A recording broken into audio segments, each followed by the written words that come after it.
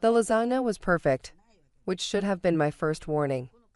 Mom only made her famous 5-cheese lasagna when she needed something or was about to drop a bomb. As I sat at the dining table in my childhood home, watching my family pass around garlic bread and salad, I wondered which it would be tonight. "So, Iris," my father started, clearing his throat in that way that meant a prepared speech was coming.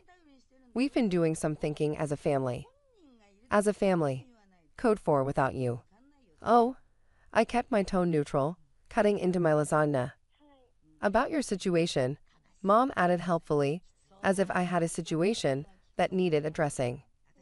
"I lived alone in a 4-bedroom house in Westwood.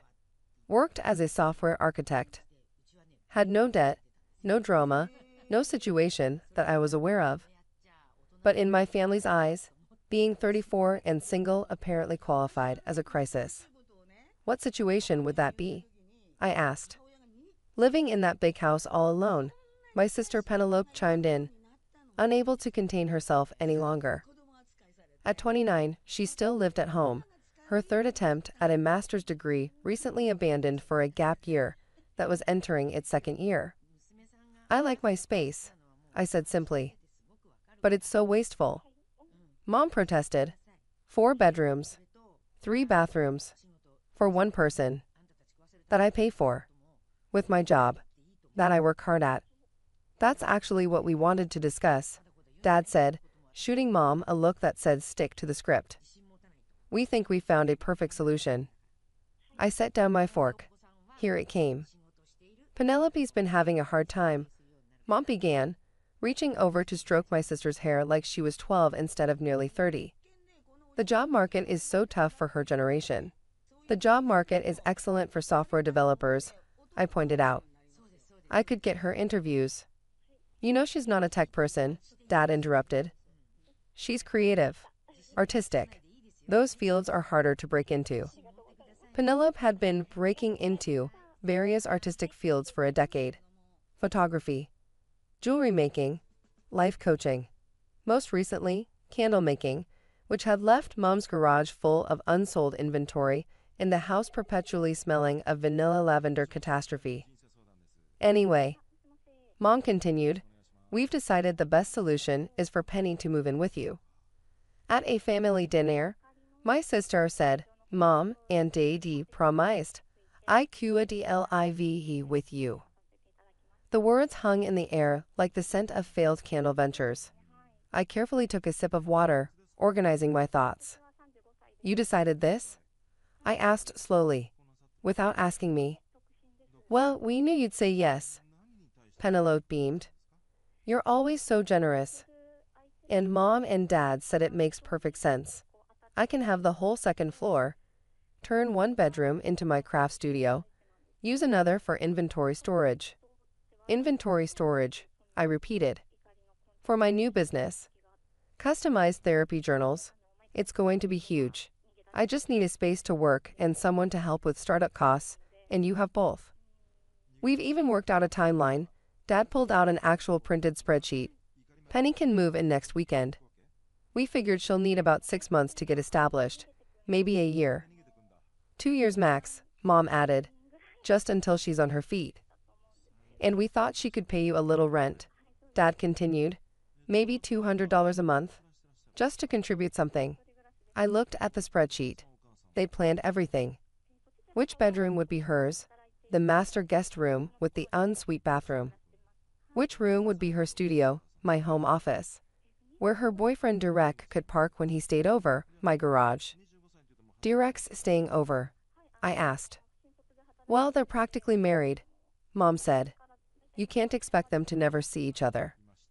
Derek. The unemployed DJ who lived in his van and had borrowed, and never returned, $500 from me last Christmas. "So let me understand," I said slowly. "Penelope is moving into my house, taking over 2 rooms, paying less than a storage unit would cost, and bringing her boyfriend.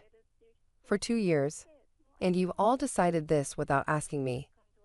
"When you put it like that, it sounds bad," Penelope pouted. "I thought sisters helped each other." "When have you helped me?"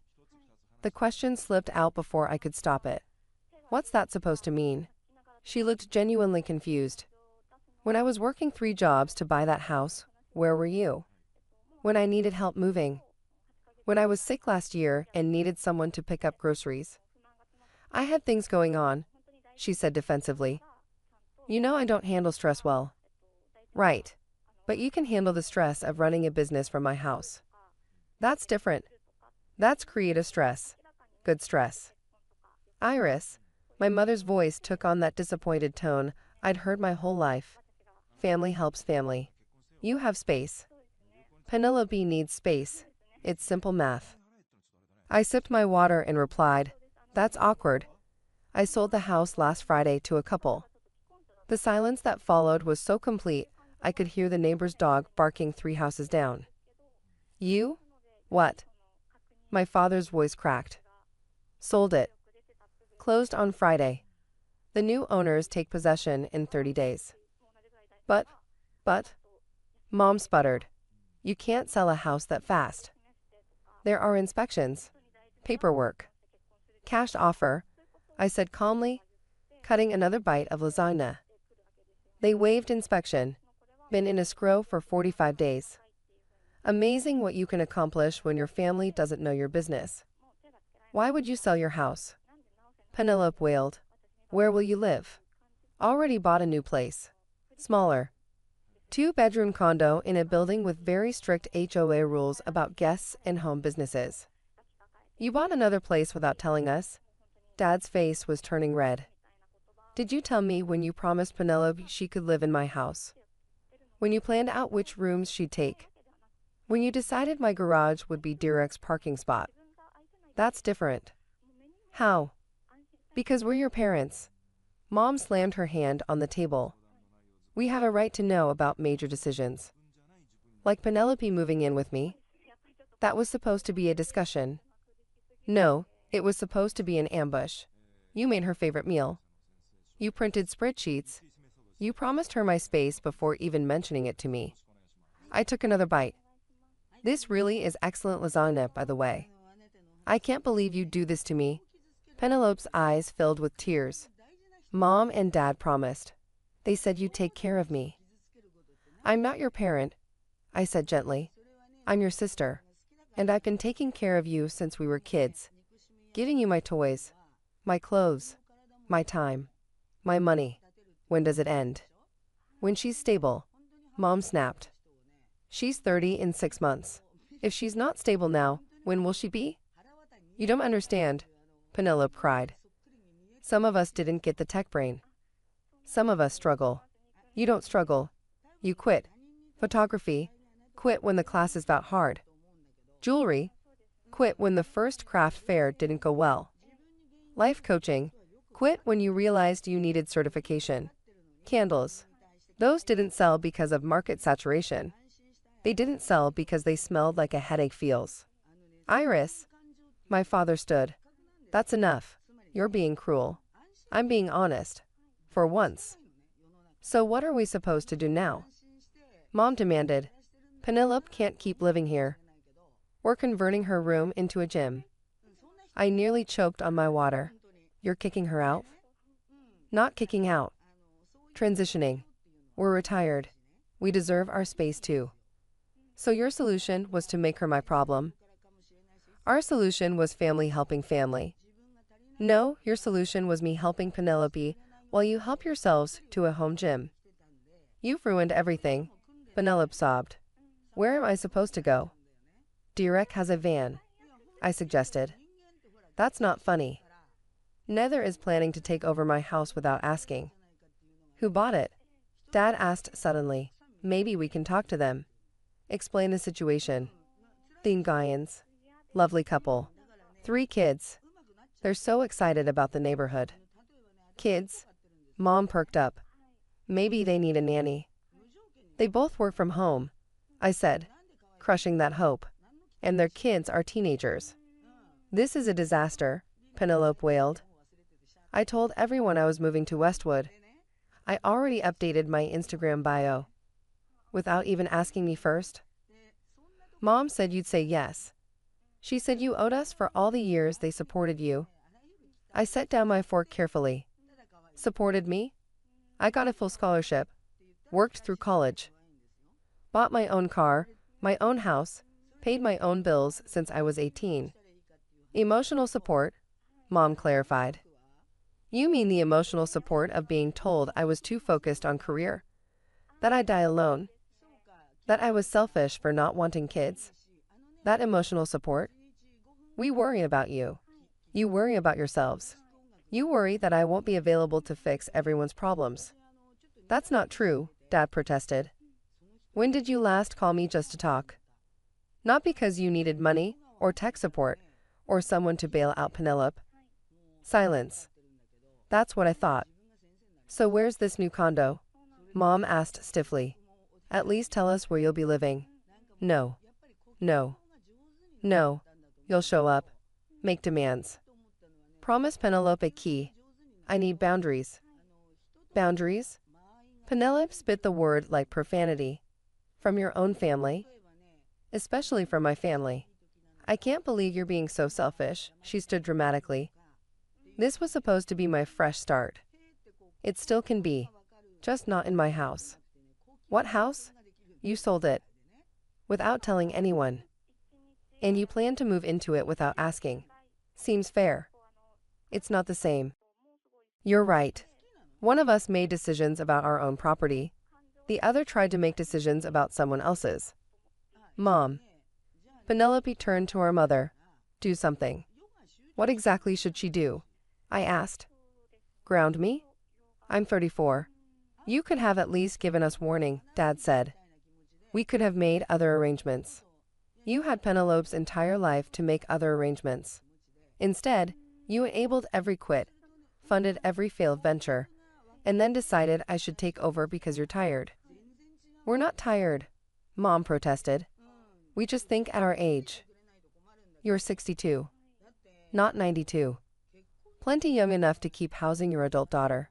The gym equipment is already ordered, she said weakly. Cancel it. Or set it up in the garage next to the therapy journals that won't sell. This isn't how family acts, Penelope said. No. How does family act? By making plans for other people's homes. By assuming their money is communal. By treating them like a backup plan.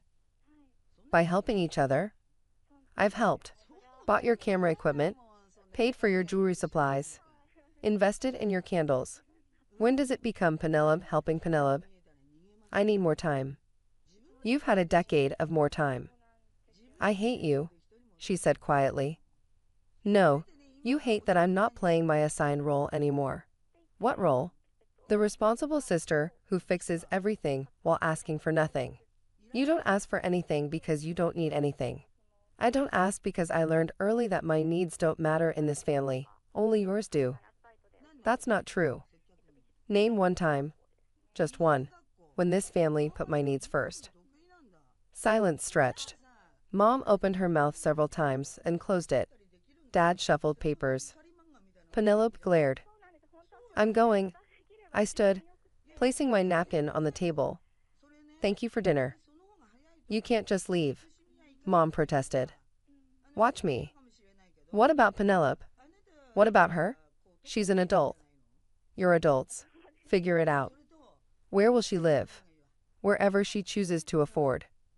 Iris, please. Penelope grabbed my arm. I'm sorry, okay? I should have asked. But I really do need help. I know, I said gently. But needing help and deserving help are different things. You've had help your whole life. Has it actually helped? Or just enabled you to avoid growing up? That's mean. It's true. And deep down, you know it. She let go of my arm. So you're really abandoning me. I'm setting you free. No more safety net means you'll finally have to learn to fly. What if I fall? Then you'll learn to get back up, like everyone else. I headed for the door, my family trailing behind like confused ducklings. At least tell us when you're moving, Mom called. Already moved. Been staying there 2 weeks. You never notice because you only call when you need something. 2 weeks? Dad looked stunned. But you've been here for dinners. From my new place. 15 minutes away.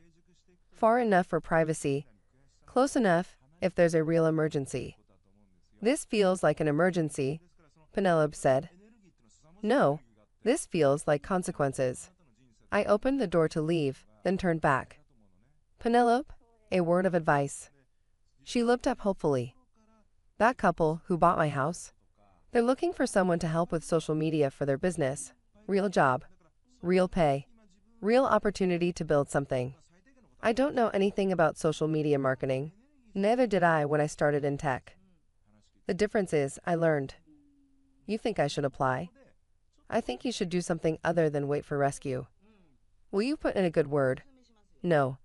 You'll succeed or fail on your own merit. That's what adults do. I left them standing in the doorway. 3 adults who just realized their safety net had moved addresses without leaving a forwarding number. My new condo was peaceful. Smaller, yes, but mine in a way the house had never been. No spare rooms for family to claim. No garage for Durex van. No space for anyone's failed business ventures but my own. My phone buzzed all evening. Texts from Mom about family loyalty. Calls from Dad about disappointing them. Instagram messages from Penelope about ruining her life. I turned it off and made tea in my compact kitchen, looking out at the city lights from my 10th floor window. Tomorrow, they'd still be angry. Penelope would still need rescuing. Mom and Dad would still expect me to provide it. But tonight, in my undisclosed location, with my strict HOA, and my boundaries intact, I was free. The house in Westwood would shelter the Nguyen family, who'd create their own memories in those rooms. And Penelope, she'd either figure it out or she wouldn't. But for the first time in her life, it wouldn't be my problem. Family helps family, Mom always said. But sometimes the best help you can give is refusing to help at all. The air in my parents' living room was thick, heavy with an expectation I couldn't quite place. I sat on the edge of the floral sofa, knees pressed together, eyes scanning the circle of familiar faces. My brother Silas leaned back with his arms crossed. Aunt Katrina clutched her tea like it was a shield, and my cousin Janelle toyed with her phone, waiting for the show to start. At the center, my mother Lorraine sat upright, hands folded as if she were chairing a board meeting. She cleared her throat, the signal that everyone should listen. "You're family now," she said, her voice sharp and decisive. "Pay your share." For a moment, I thought I'd misheard. Then my father, Marlon, chimed in, nodding gravely. "Half your salary." "Alara, that's how we've always done it. The one who earns the most contributes to the family fund." I blinked, trying to keep my face neutral. Half my salary I worked long nights analyzing spreadsheets, surviving on caffeine and deadlines. And now they wanted me to hand over half my paycheck as if it were a tithe. Lorraine's gaze locked on mine. "It's tradition. Honey, we take care of each other." My stomach tightened. Tradition. I remembered being 22, covering Silas's tuition when his scholarships fell short, paying Aunt Katrina's medical bills, picking up the grocery tab more times than I could count. But this was different. This wasn't help. It was a demand. Silas shifted uncomfortably, but he didn't speak. Janelle smirked. My father's jaw stayed firm, and my mother, always the conductor, waited for me to obey. I leaned back, letting a slow smile spread across my face. "Then you won't mind if I—" My words hung in the air, and for the first time, their smug certainty flickered. I held on to that flicker, already knowing it would carry me into the storm that was about to follow. Their demand echoed in my ears long after I left that living room. Half my salary, spoken as if it were as natural as passing the salt at dinner. I drove home with my jaw clenched, and somewhere between the stoplights and the silence of my apartment, the memories began to surface. I was 20 when I first took on the role no one named but everyone relied on. I juggled classes and a part-time job at the campus library, then moved to full-time shifts in data entry to cover my tuition. When Silas's scholarship fell short, I wrote the check without hesitation. "You're the dependable one," my parents had said with pride, their voices warm as if they'd given me an award. Later, when Aunt Katrina's health insurance denied her a critical treatment, it was my savings that bridged the gap. She called me her angel, but I noticed how quickly gratitude softened into expectation. The next time a bill came, she didn't ask if I could help. She asked how much I could give. Even Janelle had benefited. When her car broke down in college, I co-signed the loan for a replacement. She promised to keep up with the payments, but within 6 months, the burden slid onto my shoulders. Each time I stepped in, I told myself this was temporary, that one day the balance would even out, but it never did. The more I gave, the more they shaped me into the reliable one, the backbone, the wallet. I mistook their praise for love when it was really grooming. They wanted me steady so they could stay unsteady. Sitting at my desk now, staring at the glow of yet another spreadsheet, the truth cut deeper than any demand at a family meeting. They had been building this moment for years, brick by brick, until asking for half my salary felt like the natural conclusion. And for the first time, I saw exactly how far they were willing to go when I walked back into my parents' house the following week. The same faces gathered as if nothing had been settled. Lorraine perched in her chair, fingers laced together like she was presiding over some sacred ritual. Marlon cleared his throat, his deep voice filling the room. Everyone gives according to ability. That's how this family has always worked. The words landed heavy, but I noticed how no one else looked particularly weighed down. Silas shifted in his seat, avoiding my eyes. "I don't earn enough," he mumbled, a rehearsed line I'd heard too many times. Aunt Katrina, whose bills I'd once paid, lowered her gaze to the rug, as if the pattern suddenly fascinated her. She didn't speak, but silence was its own answer. Then Janelle leaned forward, her smile sharp and careless. "Come on, Ilara makes enough for all of us." The laughter that followed wasn't loud, but it was cruel. It told me they had already decided I was the solution, not a member of the problem. I folded my arms, forcing my voice steady. "So you all contribute half?" Too right. The silence that followed was colder than winter air. Silas scratched at the back of his neck. Katrina coughed. Marlon stiffened, his jaw tightening. Lorraine didn't flinch, her eyes drilling into mine as if daring me to keep pressing. That was my answer. They weren't united in sacrifice. They were united in expectation my sacrifice. Their gain. The family fund wasn't tradition. It was a carefully woven net designed to catch me and no one else. I let the pause linger, my smirk barely contained. Their unity was only a mask, and I had just pulled at the seam. But if I'd torn a small hole, I knew I'd have to be ready for what would spill through it. I leaned forward, elbows on my knees, and let the words slide out as if they were casual. If half my salary belongs to the family, then maybe I'll just quit my job altogether. No salary, no problem. The reaction was instant. Shock rippled across the room like a gust of cold wind. Aunt Katrina's teacup rattled in its saucer. Janelle blinked, her smirk faltering. Even Marlon's steady posture cracked, his shoulders sinking as though the foundation had been shaken. But it was Lorraine who snapped first. Her voice sliced through the silence.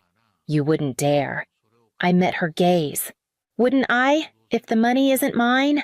Why bother working myself to exhaustion for everyone else's comfort?" Her lips tightened, but I didn't wait for her reply. I stood, smoothed my coat, and walked to the door. My heels clicked against the hardwood, each step louder than the last. Not a single person stopped me, though I felt their eyes burn into my back. The night air hit me as I stepped onto the porch, cool and sharp against my flushed cheeks. For a moment, I thought I'd escaped alone until footsteps followed. "Ilara." Silas called softly. I turned to see him standing in the doorway, his hands shoved deep into his pockets. He looked smaller than I remembered, like the confident younger brother I once believed in had shrunk under years of excuses. "I'm sorry," he said, his voice uneven. "I didn't want it to go that far. Mom, Dad, they just what I cut him off. Decided my hard work was their inheritance." He winced but didn't argue. His apology hung between us, fragile, uncertain. For the first time, I wondered if one of them might finally see the machine for what it was, a system built on my back, running only because I let it. I didn't answer him. Instead, I walked down the steps and into the night, leaving him standing in the doorway with words he couldn't take back. As I drove away, the glow of the house shrinking in my rearview mirror, my phone lit up with the first of many messages that would follow. By the next morning, my phone had become a weapon turned against me. The first text arrived before sunrise. "We raised you. The least you can do is give back." I silenced the screen and tried to focus on my coffee, but another buzz followed, then another. By noon, I had 12 missed calls and a string of voicemails, each more desperate than the last. Lorraine's voice dominated them all, sharp and commanding. "Don't embarrass this family.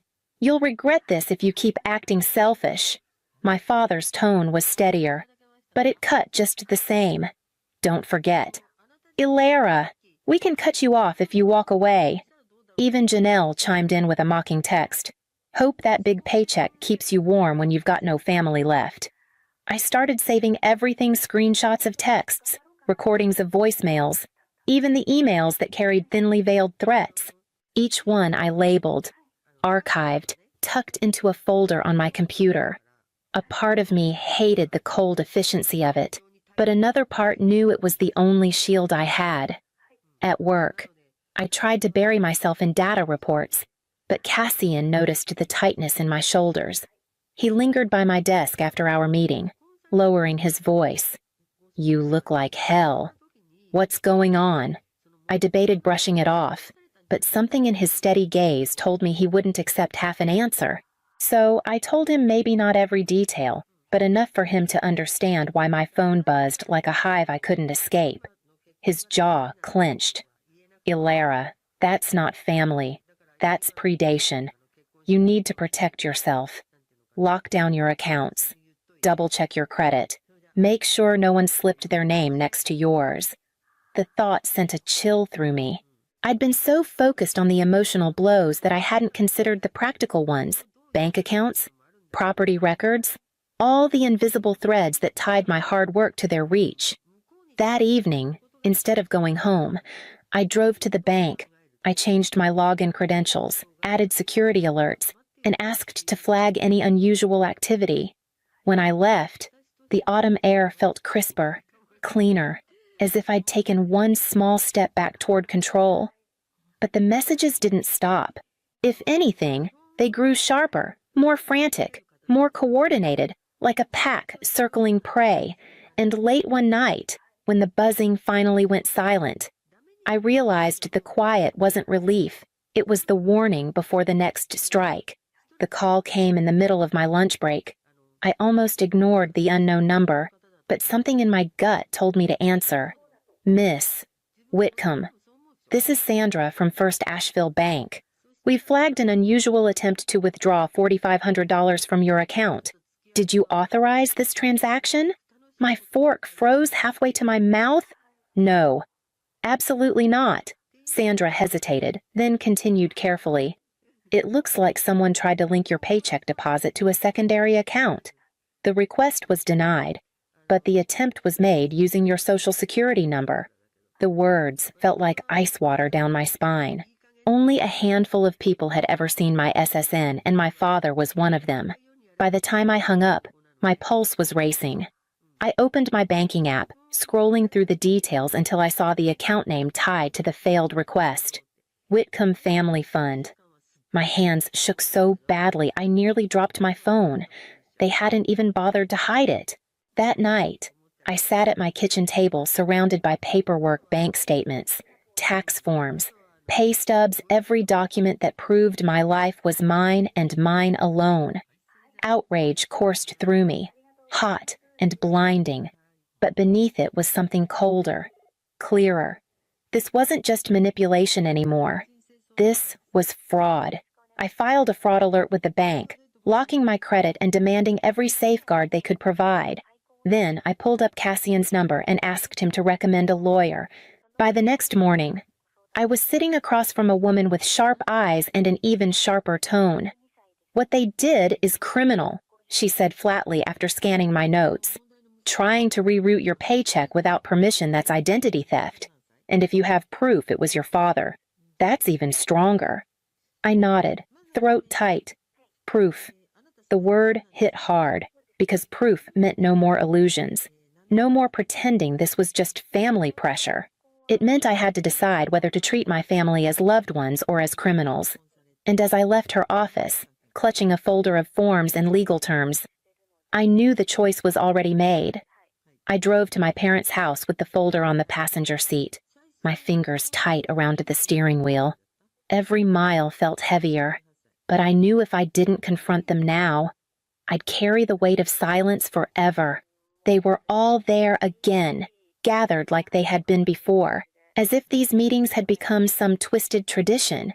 Lorraine sat in her usual spot, regal and unyielding, while Marlon leaned back like a man who had already won the argument. I laid the papers on the coffee table. The bank called me. Someone tried to reroute my paycheck. They used my social security number. The account was labeled Whitcomb Family Fund. Care to explain? Lorraine didn't flinch. She glanced at the documents, then looked back at me with a cool smile. "We're family, Ilara. It's not stealing if it's ours."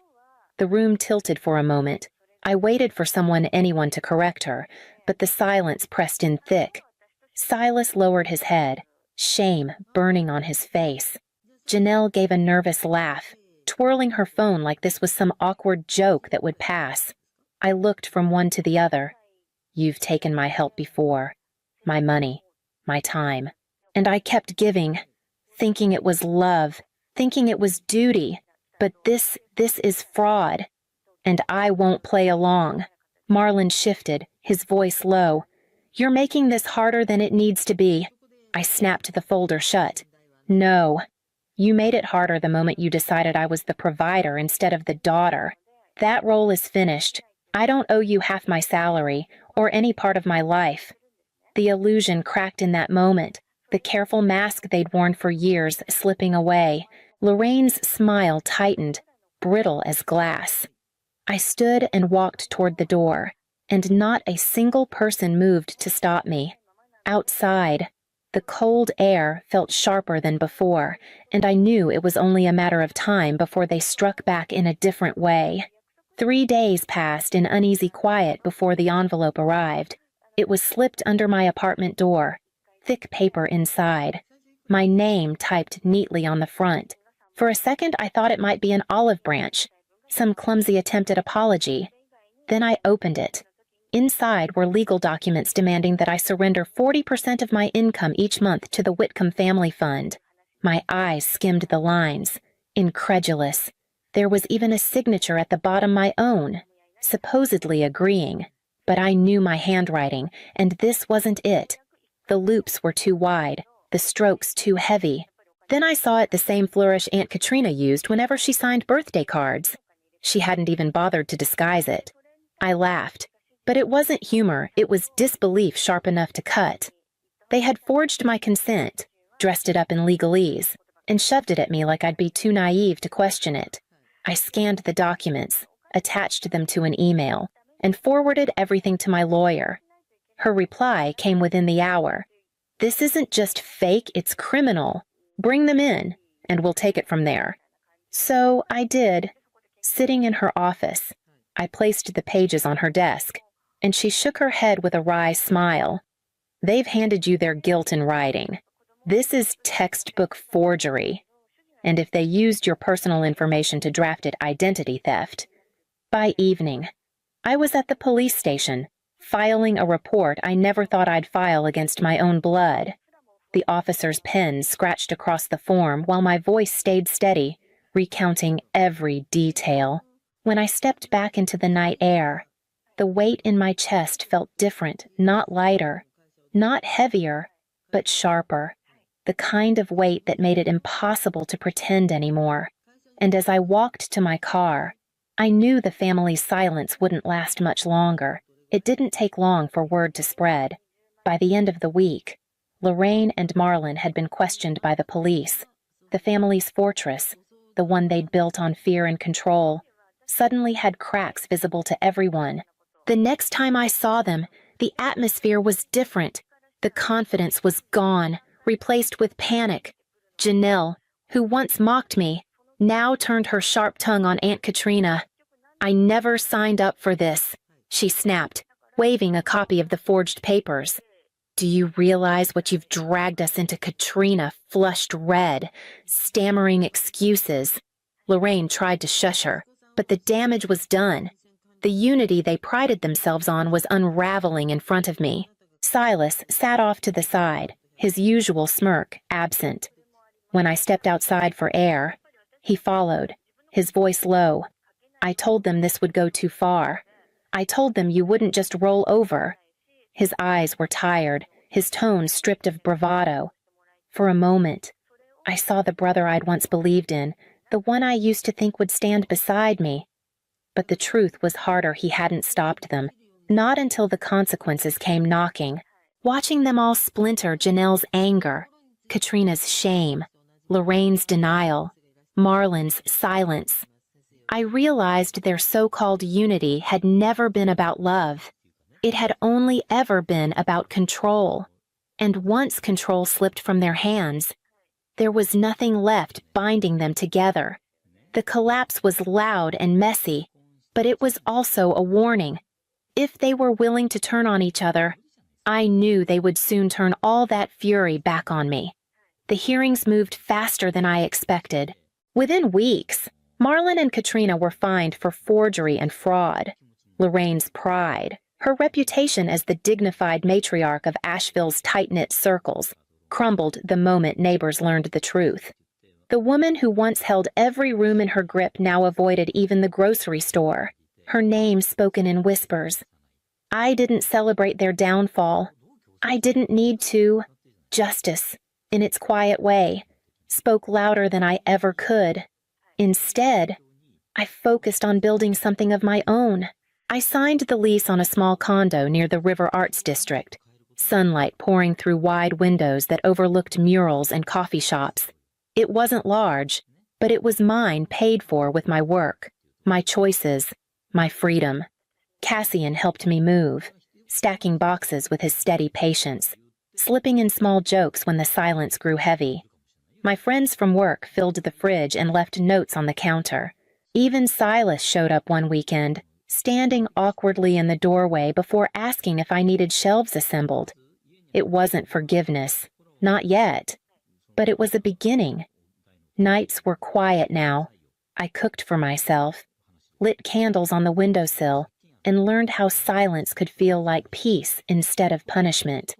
I thought often about the family meetings, the demands, the way they had tried to twist love into a contract.